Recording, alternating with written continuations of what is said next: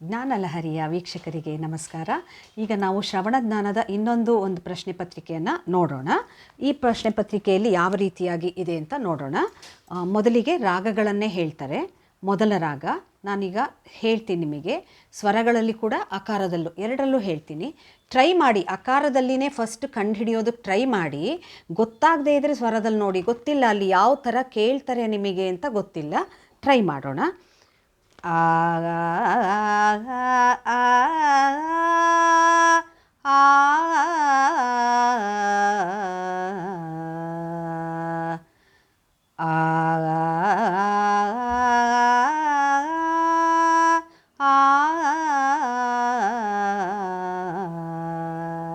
ಇದು ರಾಗ. ಅದನ್ನು ನಾನು ಅಕ್ಷರದಲ್ಲಿ ಹಾಡಿ ತೋರಿಸ್ತೀನಿ. ಸರಿ ಗ ಪ ಧ ಸಾ ಸಾಧ ಪ ಗ ರೇ ಸಾ. ಸರಿ ಗ ಪ ಧ ಸಾ ಸಾಧ ಪ ಗ ರೇ ಸಾ. ರಾಗ ಕೇಳಿಸ್ಕೊಂಡ್ರಿ ಅಲ್ಲ? ಇದು ಒಂದನೇ ಪ್ರಶ್ನೆ. ಇದರಲ್ಲಿ ABCD ಅಂತ 4 ಪ್ರಶ್ನೆಗಳಿದೆ. ಎ, ಆರೋಹಣ ಅವರೋಹಣ ಬರೆದು ರಾಗದ ಹೆಸರನ್ನು ಬರೀಬೇಕು.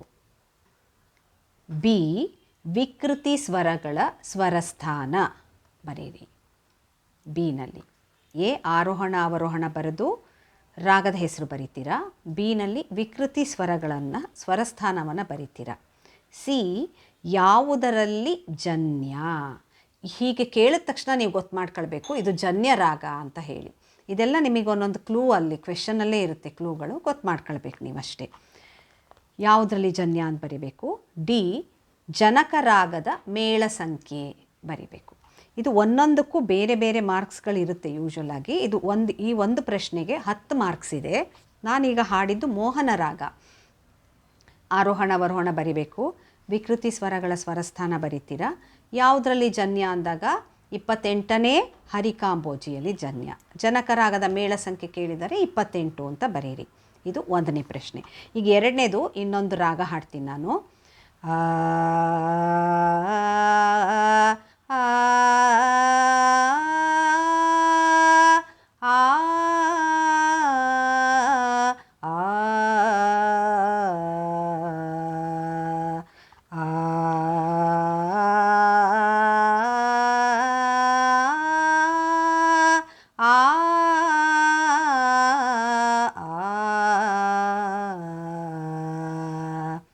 ಸರಿ ಗ ಮ ಪ ಧ ni saw saw ni the ಪ ಮ ಗ ರೇ ಸಾ.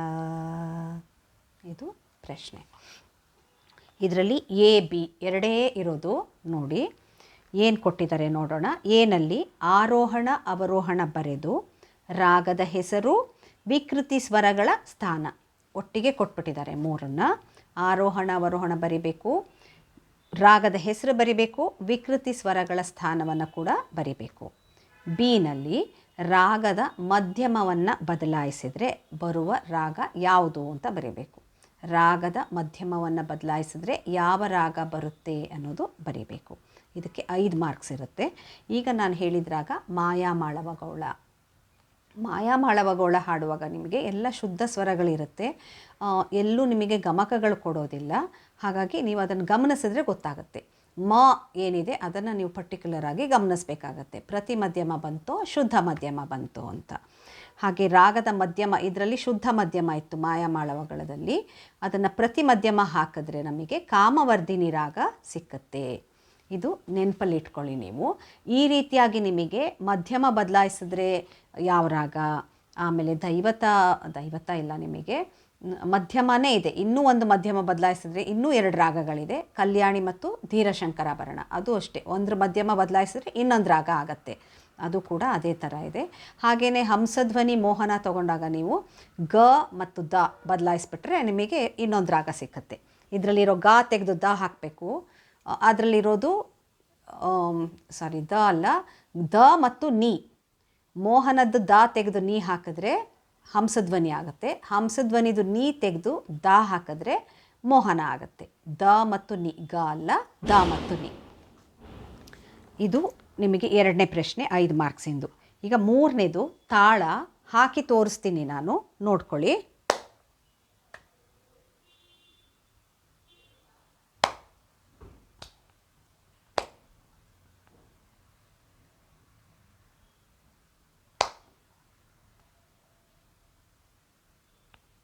ಇದು ತಾಳ. ನಿಮಗೆ ಮತ್ತೆ ಬೇಕು ಅಂದರೆ ವಿಡಿಯೋನ ಮತ್ತೆ ಸ್ವಲ್ಪ ಹಿಂದೆ ಮಾಡಿ ನೋಡ್ಕೊಳ್ಳಿ ತಾಳ ಯಾವುದು ಅಂತ ಹೇಳಿ. ಈ ತಾಳವನ್ನು ಹಾಕಿದ ಮೇಲೆ ನಿಮಗೆ ABCD 4 ಪ್ರಶ್ನೆಗಳಿರುತ್ತೆ. ಏನು ಪ್ರಶ್ನೆಗಳು? ಅಂಗ, ಏನಲ್ಲಿ ಅಂಗ ಬರಿಬೇಕು. ಏನು ಅಂಗ ಬಂತು ನಿಮಗೆ?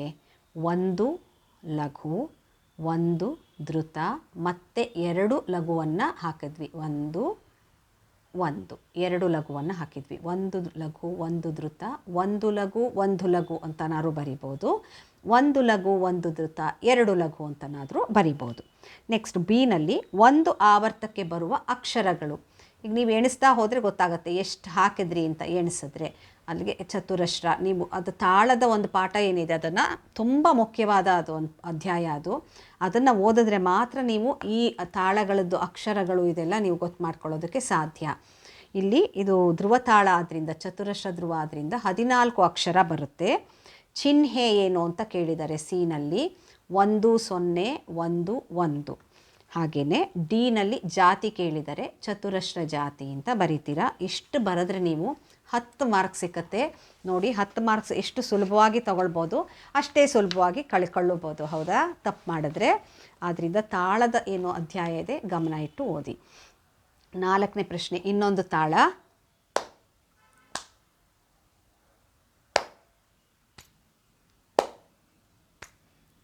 ಇದು ತಾಳ. ಇನ್ನೊಂದು ಸಲ.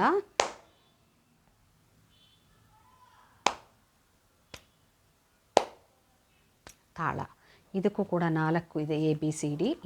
ಅಂಗ ಕೇಳಿದರೆ ಅಂಗ ನೋಡಿ, ಫಸ್ಟು 1 ಲಘು, ಆಮೇಲೆ 2 ಧೃತ ಹಾಕಿದ್ದೀವಿ. ಇದು ಅಂಗ. ಅಕ್ಷರ ಎಷ್ಟು ಬಂತು ಅಂತ ಹೇಳಿ. 1 2 3 4 5 6 7 ಅಕ್ಷರ ಬಂದಿದೆ. ಚಿಹ್ನೆ ಏನು? 1 0 0. ಇದು ಚಿಹ್ನೆ. ಜಾತಿ ಯಾವುದು ಅಂತ ಕೇಳಿದರೆ ಇಲ್ಲಿ 1 2 3 ಅಂತ ಹಾಕಿದಾಗ ಇದು ತ್ರಿಶ್ರ ಜಾತಿ ಬರುತ್ತೆ. ಹಾಗಾಗಿ ಜಾತಿ ತ್ರಿಶ್ರ ಜಾತಿ ಅಂತ ಬರೀರಿ. ಇದು 4ನೇ ಪ್ರಶ್ನೆ. ಇದಕ್ಕೂ ಕೂಡ 10 ಮಾರ್ಕ್ಸ್ ಇಟ್ಟಿದ್ದಾರೆ. 5ನೇದು ಕೆರೆಯ ನೀರನ್ನು ಗೀತೆಯ 4 ಆವರ್ತವನ್ನು ಸಂಗೀತ ಲಿಪಿಯನ್ನು ಬಳಸಿ ಸ್ವರ ಸಾಹಿತ್ಯ ಬರೀರಿ ಅಂತ ಇದೆ. ಇದು ಕೂಡ 10 ಮಾರ್ಕ್ಸಿನ ಪ್ರಶ್ನೆ. ಇದು ನಿಮಗೆ ನಾನು ಅವತ್ತು ಒಂದು ವಿಡಿಯೋದಲ್ಲಿ ಹೇಳಿದ್ದೀನಿ, ಮತ್ತೆ ಹೇಳ್ತಾ ಇದ್ದೀನಿ ನಾನು. ಕೆರೆಯ ನೀರನ್ನು ನೀವು ಬರಿಬೇಕಾದ್ರೆ ಮುಂಚೆ ರಾಗದ ಹೆಸರು, ರಾಗ ಮಲಹರಿ, ಯಾವುದರಲ್ಲಿ ಜನ್ಯ? 15ನೇ ಮೇಳಕರ್ತ ಮಾಯಾಮಾಳವಗೋಳದಲ್ಲಿ ಜನ್ಯ. ಈ ಕಡೆಗೆ ತಾಳದ ಹೆಸರು ಬರೀರಿ. ಏನು? ಕೆರೆಯ ನೀರನ್ನು ತ್ರಿಪುಟ ತಾಳ. ಆಮೇಲೆ ಮಲಹರಿದು ಸ್ಕೇಲ್ ಬರಿಬೇಕು. ಆಮೇಲೆ ಅದ್ರ ಕೆಳಗಡೆ ಸ್ವರಸ್ಥಾನಗಳನ್ನು ಗುರುತಿಸಿ ನಂತರ ಸ್ವರ ಬರೀರಿ. ಅದ್ರ ಕೆಳಗೆ ಸಾಹಿತ್ಯನ ಬರೀರಿ. ಕೇಳಿರೋದು 4 ಆವರ್ತ. ಅಲ್ಲಿಗೆ 2 ಲೈನ್ ಬರೆದ್ರೆ ಆಗುತ್ತೆ. ಗಮನ ಇರಲಿ. ನೆಕ್ಸ್ಟು ಈಗೊಂದು ಕೃತಿಯನ್ನು ಹಾಡ್ತೀನಿ, ಗಮನಿಸ್ರಿ. ಗಮನಿಸ್ಬಿಟ್ಟು ಆಮೇಲೆ ಅದ್ರದ್ದು ಪ್ರಶ್ನೆಗಳನ್ನು ನಾನು ಕೇಳ್ತೀನಿ ನಿಮಗೆ.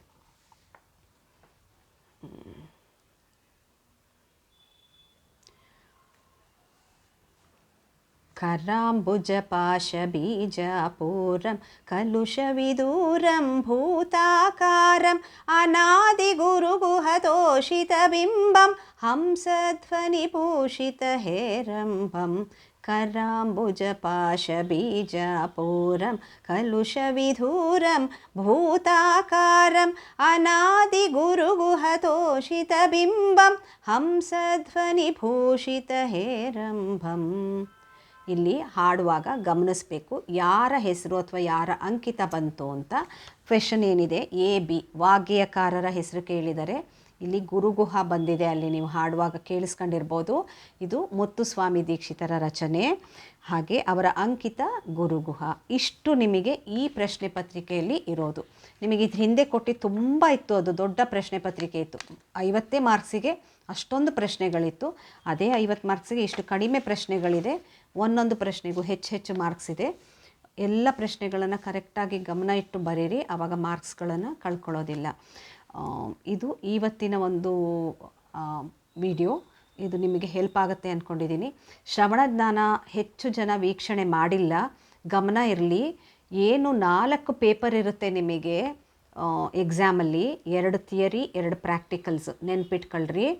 ಥಿಯರಿ ಏನಿರುತ್ತೆ ಅಲ್ವಾ 2 ಪೇಪರು, ಅದು ಸರಳೆಯಿಂದ ಎಲ್ಲಿವರೆಗೂ ಸ್ವರಜತಿವರೆಗೂ 1ನೇ ಪೇಪರು, ಆಮೇಲೆ ವರ್ಣದಿಂದ ಕೊನೆಗೆ ವಚನ ದೇವರನಾಮವರೆಗೂ 2ನೇ ಪೇಪರ್ ಇರುತ್ತೆ. 1ನೇ ಪೇಪರ್ ಏನಿದೆ ಅಲ್ಲ ಅದು 100 ಮಾರ್ಕ್ಸಿಗಿರುತ್ತೆ, 2ನೇ ಪೇಪರು 150 ಮಾರ್ಕ್ಸಿಗಿರುತ್ತೆ. ನೀವು ಪ್ರತಿ ಪೇಪರಲ್ಲೂ ಪಾಸಿಂಗ್ ಮಾರ್ಕ್ಸ್ ತೊಗೊಳ್ಬೇಕು. ಇದು ಇಂಪಾರ್ಟೆಂಟ್ ನಿಮಗೆ, ಇದನ್ನು ನೆನ್ಪಿಟ್ಕೊಳ್ಳಿ. 100ಕ್ಕೆ 30 ತೆಗಿಲೇಬೇಕು, 150ಕ್ಕೆ 45 ತೆಗಿಲೇಬೇಕು, ಅದು ಕಂಪಲ್ಸರಿ. ಹಾಗೆಯೇ ಥಿಯರಿನಲ್ಲೂ ಕೂಡ ಬೆಳಿಗ್ಗೆ 100 ಮಾರ್ಕ್ಸಿಂದ ಒಂದು ಪೇಪರ್ ಇರುತ್ತೆ, 30 ಕಂಪಲ್ಸರಿ ತೆಗಿಬೇಕು. ಮಧ್ಯಾಹ್ನ ಶ್ರವಣಜ್ಞಾನ ಏನಿರುತ್ತೆ ಅದು 50 ಮಾರ್ಕ್ ಇರುತ್ತೆ, ಅದರಲ್ಲೂ ಕೂಡ ನೀವು ಕಂಪಲ್ಸರಿ 15 ಮಾರ್ಕ್ಸ್ನ ತಗೊಳ್ಳೇಬೇಕು. ಇದು ಗಮನ ಇರಲಿ. ಯಾವುದೇ ಒಂದರಲ್ಲಿ ಅಷ್ಟಕ್ಕಿಂತ ನೀವು ಕಡಿಮೆ ತೆಗೆದ್ರೆ ಫೇಲ್ ಆಗ್ತೀರಾ. ಹಾಗಾಗಿ ಶ್ರವಣಜ್ಞಾನ ಕೂಡ ಅಷ್ಟೇ ಇಂಪಾರ್ಟೆಂಟು. ದಯಮಾಡಿ ಶ್ರವಣಜ್ಞಾನವನ್ನು ಗಮನ ಇಟ್ಟು ಕಲೀರಿ. ಧನ್ಯವಾದಗಳು.